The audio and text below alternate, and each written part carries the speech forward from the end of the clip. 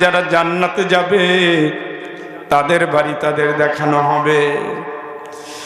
সে তখন শুকরিয়া করবে আল্লাহ, আলহামদুলিল্লাহিল্লাযী। তখন সে আল্লাহ রাব্বুল আলামিনের শুকরিয়া করবে আর বলবে, আল্লাহ তোমার ওয়াদা আমাদের জন্য সত্যে পরিণত করেছো, এই জন্য সব প্রশংসা তোমার। সুবহানাল্লাহ খান। এই জন্য বন্ধুরা আমার, আমরা সেই পথে রওনা দিচ্ছি।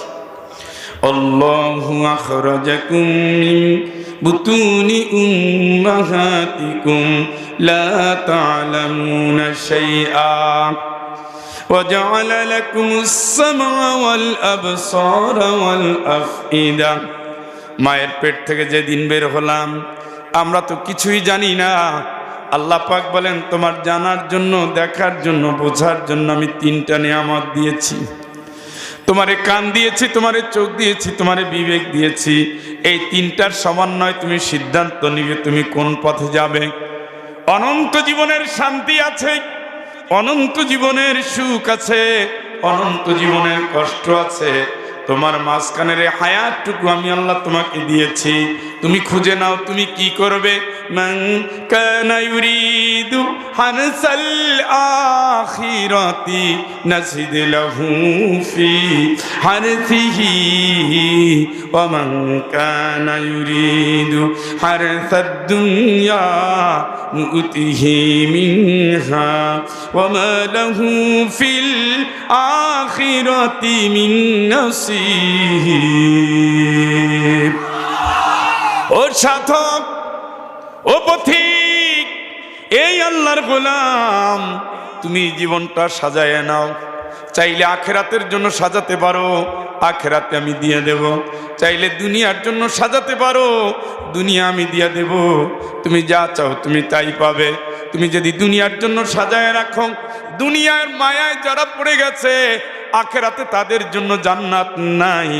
আখেরাতের মায়ায় যারা পড়ে গেছে, আখেরাতে তাদের জন্য জাহান্নাম নাই। চিৎকার করে বলেন আল্লাহু আকবার। তোমার টার্গেট তুমি নাও, সিদ্ধান্ত তুমি নাও। কিয়ামতের ময়দানে আল-ইয়াওমা তুজজা কুল্লু নাফসিন বিমা কাসাবাত লা যুলমাল ইয়াওম। তোমার কাজের উপরে নির্ভর করে তোমার রায় হবে, ফলাফল দেব। যদি দেখি তোমার ভালো কাজের পাল্লাটা ভারী হয়ে গেছে, জান্নাত পেয়ে যাবা, জান্নাতের দরজা খুলে দেব, জাহান্নামে তোমার ঘরটা বন্ধ করে দেব। আর যদি দেখি তোমার জাহান্নামের পাল্লাটা ভারী হয়ে গেছে, জান্নাতের দুয়ারটা তালা মেরে দেব, জাহান্নামটাকে ওয়াজিব করে দেব। এই জন্য গোলাম তুমি কাজ করো। ও কবর পথের পথিক, কবরে যাওয়ার আগে জীবনটা সাজাও। কবরে থাকার পরে আরেকটা জগৎ শুরু হবে। মানুফিখা ফিহি উখরা ফাইদা হুম কিয়ামুন ইয়ানজুরুন। আরেকটা সিংহায় ফু দিবে। আফিহা নুঈদুকুম ওয়া মিনহা নুখরিজুকুম। ওখান থেকে আবার বের করা হবে। আরে আয়াতে বলেছে সিংহায় ফু দিয়া হবে, সবাই দাঁড়াবে। অন্য বলছে দৌড়াবে। সবার গন্তব্য কিয়ামত। সুবহানাল্লাহ। সবার গন্তব্য হলো হিসাব, হিসাব, হিসাব। এই দিনগুলো সত্য এবং সামনে। আমার মরণ কি? সামনে। আমার শেষ বিদায় কি? সামনে। আমার কবর কি? সামনে। আমার জবাবদিহি কি? সামনে। আমার এত সুন্দর সুখের সৌন্দর্যের সাজানো বাড়ি পর হয়ে যাবে। আমার প্রিয়তম স্ত্রী নিঃস্ব হয়ে যাবে। আমার প্রিয় সন্তান গড়াগড়ি দিয়ে কাঁদবে, এতিম হয়ে যাবে। আমার বাড়ির পোষা কুকুরটাও আমার জন্য অপেক্ষা করবে, মালিক আর আসবে না। আমার প্রিয় বন্ধু বান্ধবগুলো শেষ বিদায় দিয়ে চিরতরে আমাকে একা রেখে গহীন অন্ধকার ঘরে সবাই হারিয়ে যাবে। আমার জবাব আমার কাছে, আমার মালিকের দরবারে। আমি কি নিয়ে যাচ্ছি? আমার প্রস্তুতির জন্য এই সময়টা ছিল, কোনভাবে ব্যয় করলাম। আমার আমলের দুয়ারটা খুলে দেখে আমি বলতে পারি আমার যে জবাব হবে। আমি যদি হাতের কাছে প্রশ্ন করি, তুমি যেহেতু আল্লাহর একটা সাক্ষী, বলো আমার ব্যাপারে কি বলবা, হাতের সাক্ষীটা ভালো কিছু হবে না। আপনি নিজে হিসাব করেন যে তুমি একটু কও না, এই হাত আল্লাহর কাছে তো সাক্ষী দিবা, একটু বলো কি সাক্ষী দিবা। হাত যা বলবে, হাতের একটা হাতের সাক্ষী দিতে আপনার ধ্বংস হয়ে যাবেন, আর কিচ্ছু লাগবে না। যত অজাচার, দুরাচার, ব্যভিচার, যত অন্যায়, জাল টিপসই, যত সুদের ব্যাংকে স্বাক্ষর, যত তসরুফ, যত আইল ঠেলা, যত গলা ধাক্কা দেওয়া, ঘুষের টাকা গোনা, হারাম টাকা গোনা, ইয়াতিমের সম্পদ নেওয়া, সব কিছু হাত দিয়া হয়। জাল ভোটটাও হাত দিয়া, বাতিল ক্ষমতায় হাত দিয়া, আলেমরে পিটায় হাত দিয়া, মামলায় সাক্ষী করে দেয় হাত দিয়া। সব দিক দিয়ে এই হাতের সাক্ষী অলরেডি জাহান্নামের কিনারায় নিয়ে গেছে। এই রকমের এখানে এখানে পায়ে, হাতে, চোখে, কানে, চামড়ায়, জমিনে, কোরআনে, ফেরেশতারা, স্বয়ং আল্লাহ এবং মুহাম্মদ, সবগুলোই তো সাক্ষী। এতগুলো সাক্ষী বাড়ি দিয়ে যেতে হবে আপনাকে। এই জন্য বন্ধু, আমলটা ঠিক করে নেন। সাজানো গোছানো জীবন, এর চেয়েও সাজানো কবর, এর চেয়েও নিখুঁত হতে পারে। যশোরে কবরস্থান দেখছেন কি ফুটানি, লাশ বৈশা রয়েছে ওইখানে। কবরটা খুব সুন্দর না হলে ঢুকায় না, লাশ পাশে প্রচুর, তার কবর সুন্দর করা লাগবে। কবর সুন্দর দিয়ে কি মাপ পাবে? ঘুমায় আসছে, ঘুম আসে, কবর সুন্দর করে কি মাপ পাবে? হ্যাঁ, আমার সেরা জামায় অসুবিধা নাই, ওমর রাদিয়াল্লাহু তাআলা সেরা জামা গায়ে দিতেন, কিন্তু ছিলেন রাষ্ট্রের খলিফা এবং জান্নাতি। সুবহানাল্লাহ। আমার বাড়ি নাই, কিচ্ছু না, অত টেনশন নাই, কিন্তু আমার ওই ঘরে যাওয়ার আমলটা না থাকলে আমার টেনশন।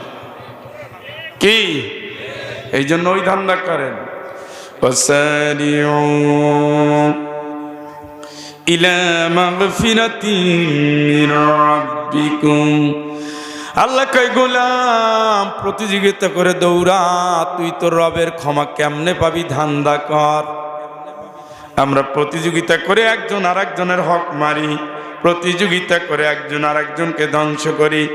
গরিব বাড়ি যদি পায় দখল করি, ইয়াতিমের সম্পদ পাইলে খেয়ে ফেলি, বোনের সম্পদ পাইলে মেরে দেই, বউয়ের কাছ থেকে বাড়িতে পাঠাই দেই, গলা ধাক্কা দেই, বউয়ের মায়ের বাপের শুনাইয়া মারি যেন যৌতুকটা পাই। হারাম দিয়ে জীবন গইরা বন্ধু জান্নাতে যাওয়া হবে না। 22 বছর ধরে মানুষ এই কথাই বললাম, আমল চেঞ্জ হয় নাই। 22টা বছর এই কথাগুলো বলে গেছি, এমন মাহফিল নাই যে বলি নাই, কিন্তু মানুষের হৃদয় হারাম খেতে খেতে খেতে খেতে খেতে খেতে শক্ত হয়ে গেছে। শোনে শোনে মানে না, মানে না। আরে মাহফিলের সভাপতি রাস্তা দখল করে বেড়া দিছে। আমি বললাম এত বড় একটা মাহফিল করেন, 9 দিন ব্যাপী মাহফিল, আর একজনের রাস্তা ওই মাথা থেকে সেই মাথা দখল করলেন কেন?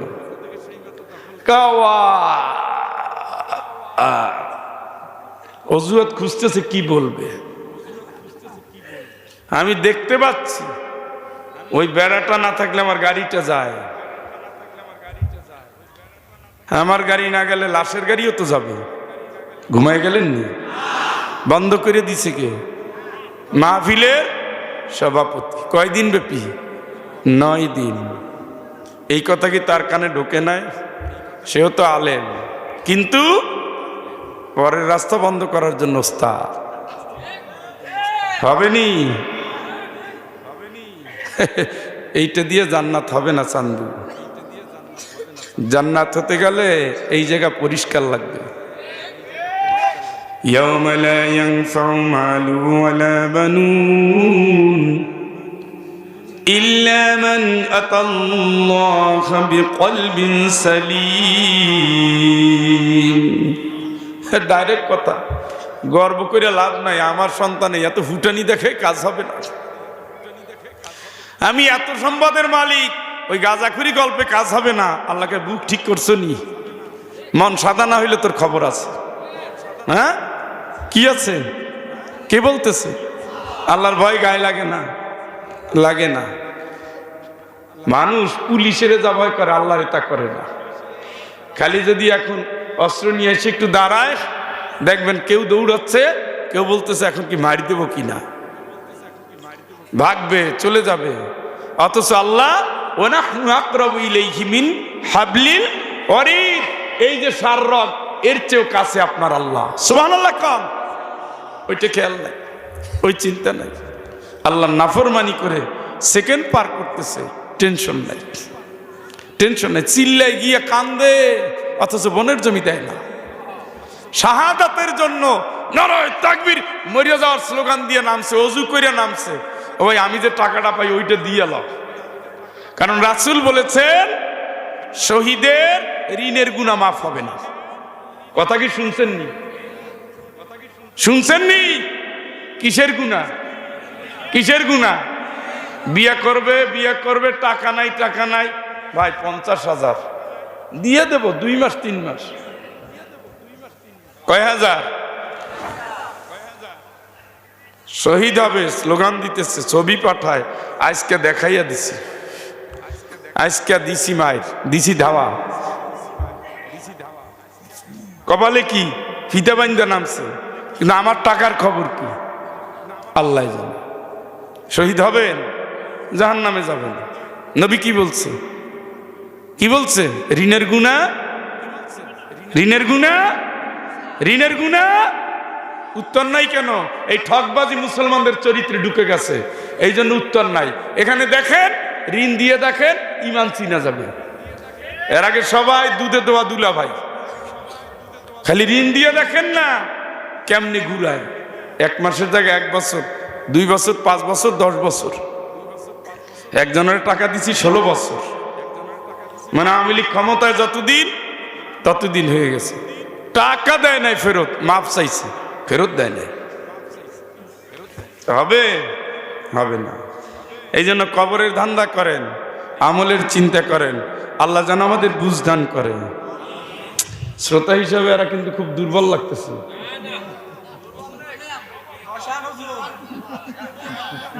হ্যাঁ, মানে বর্ষান বলতে কি আওয়ামী লীগের গালি শুরু করবো? তাই বলে না। যদি ওইটা মনে করেন তাইলে মাহফিল থেকে কোনো লাভ নাই, ওটা বিএনপির সমাবেশে যাবেন, তাই না? আলেমরা মাহফিলগুলোর নষ্ট করে দিছে, আইসে আওয়ামী লীগের ফাটাই আর জনগণ স্লোগানটা কাজকে দেখাইছে। এইবারটা দেখানোর জন্য এটা তো তাফসির মাহফিল। হ্যাঁ, এখানে আওয়ামী লীগ নাই, তারা হেদায়েতের জন্য আসছে। এ গালি দিয়ে কি হবে? হ্যাঁ, এই মঞ্চগুলো যতটুকু সম্ভব কোরআনমুখী রাখা উচিত নাকি? হ্যাঁ, এই জন্য আলেমদের বিভ্রান্ত করেন না আবার। তা আমি যে আয়াত তেলাওয়াত করেছি, এটা একটা কঠিন সূরা। কঠিনের পরে ভয়াবহ, তার চেয়েও দুর্যোগপূর্ণ।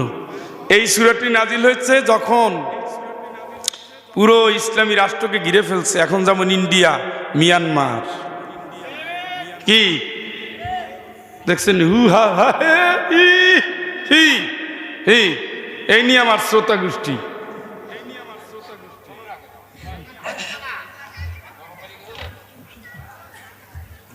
ইন্ডিয়া যে বাংলাদেশ ঘিরে ধরছে জানেন?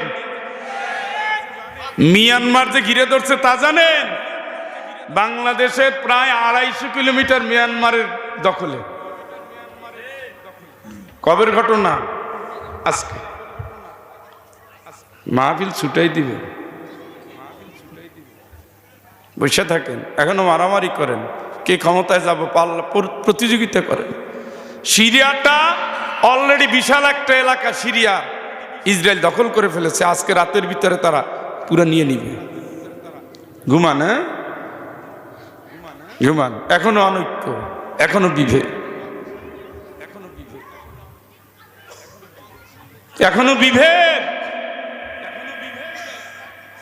সেই যৌথ বাহিনী এক হয়ে গেছে ইসলামকে ধূলিসাৎ করে দেওয়ার জন্য। নবী করিম সাল্লাল্লাহু আলাইহি ওয়াসাল্লাম ইসলামী রাষ্ট্র কোরআনের সমাজ টিকিয়ে রাখার জন্য নিজ হাতে শাবল নিয়ে খাল খনন করেছে। সুবহানাল্লাহ কম। আপনি কি করছেন? মেসওয়াক দিয়ে দাঁত মাজছি, সুন্নত। নবীজির পরনে যুদ্ধের পোশাক, সুবহানাল্লাহ কম। নবীজির হাতে হাতুড়ি এবং শাবল, শরীর ধুলায় ধূসরিত। 1 ইঞ্চি জমিন কাফেরদের হাতে ছেড়ে দেওয়া যাবে না। এটা ছিল বিপ্লবী মুমিনদের শপথ। 29 দিন যাবত অবরুদ্ধ এই সূরা নাজিল হচ্ছে। কয়দিন?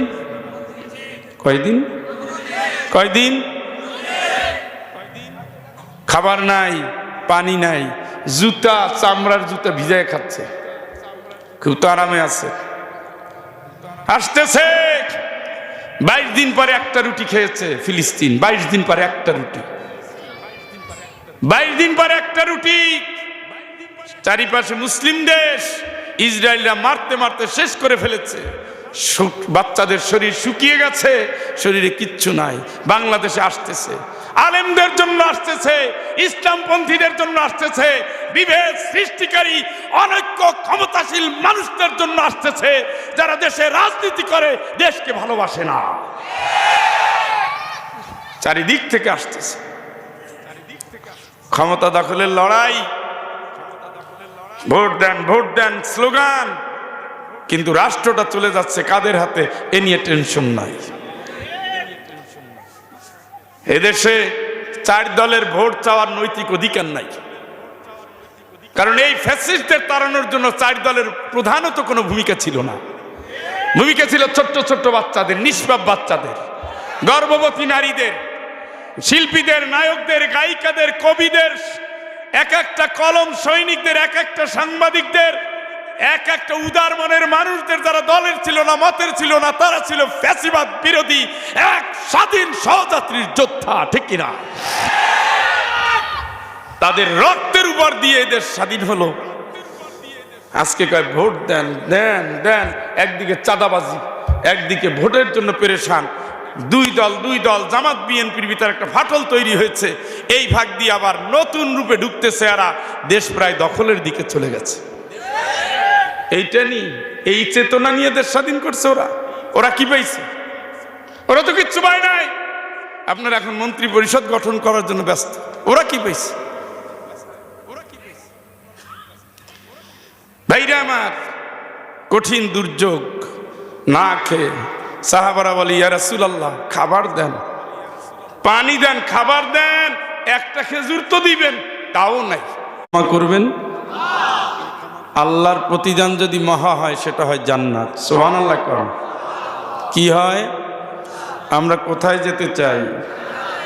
এছাড়া তো নামাজ বাদ দেওয়াই সহজ ছিল। জান্নাতে যাব, জাহান্নামে যাব না, তাই আমরা